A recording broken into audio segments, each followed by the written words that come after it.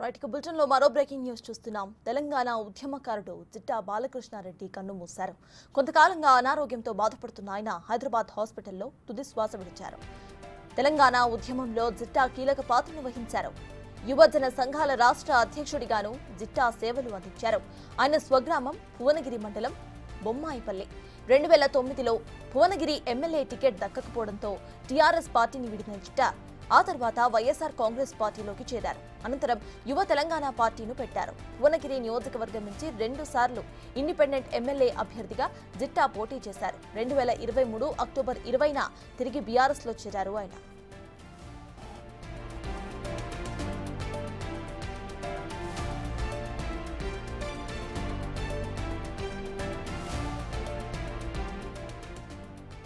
అనంతరం యువ తెలంగాణ పార్టీని బీజేపీలో విలీనం చేశారు. ప్రస్తుతం బీఆర్ఎస్ లో జిట్టా ఉన్నారు. అయితే బాలకృష్ణారెడ్డి మృతి పట్ల ప్రముఖులు సంతాపం వ్యక్తం చేశారు.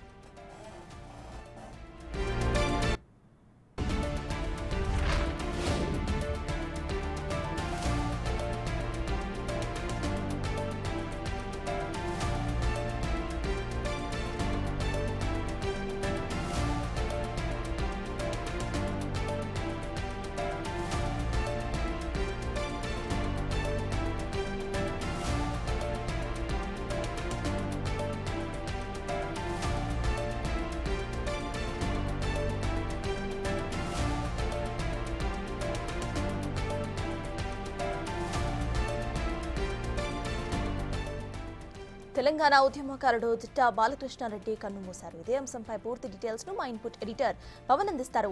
పవన్,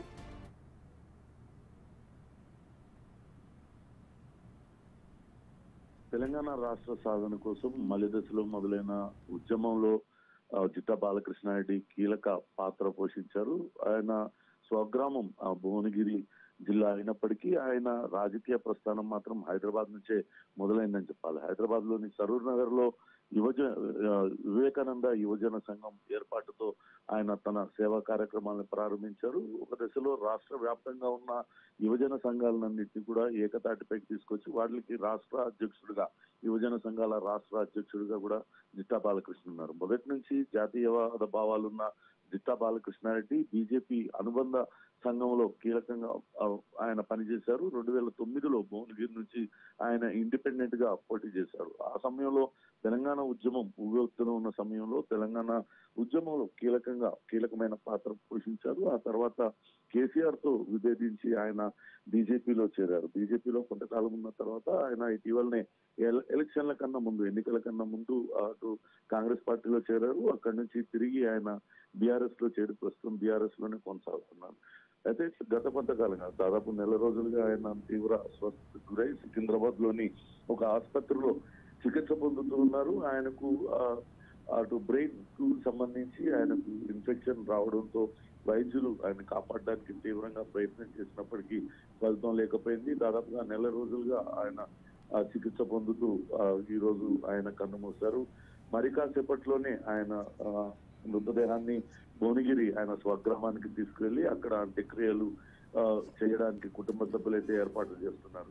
జిట్టా బాలకృష్ణారెడ్డి కొంతకాలం ఒక పార్టీని కూడా స్థాపించారు. ఆయన బీజేపీలో ప్రస్తుతం ఉన్న రాణి రుద్రమ ఇద్దరు కలిసి యువ తెలంగాణ అనే పార్టీని కూడా స్థాపించారు. అటు జిట్టా బాలకృష్ణారెడ్డి మరణ వార్త విన్న అనేక తమ దిగ్భ్రాంతిని వ్యక్తం చేశారు. జిట్టా బాలకృష్ణారెడ్డి లాంటి యువ నేతను కోల్పోవడం కొంతవరకు నష్టం జరిగింది. ఆయన ఎప్పుడు ఆయనకు ప్రత్యక్ష రాజకీయాలలో ఎప్పుడు గెలవనప్పటికీ కూడా ఆయన తను అనుకున్నది చేసుకుంటూ పోయారు. అటు సేవా కార్యక్రమాల్లో చాలా ముందుండే వాళ్ళంటూ ఆయన చేసిన సేవలను గుర్తు చేసుకుంటున్న పరిస్థితి అయితే ఉంది.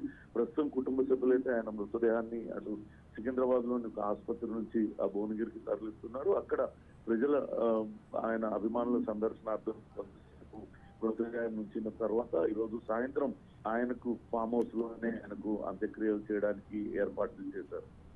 Right, thank you Pawan.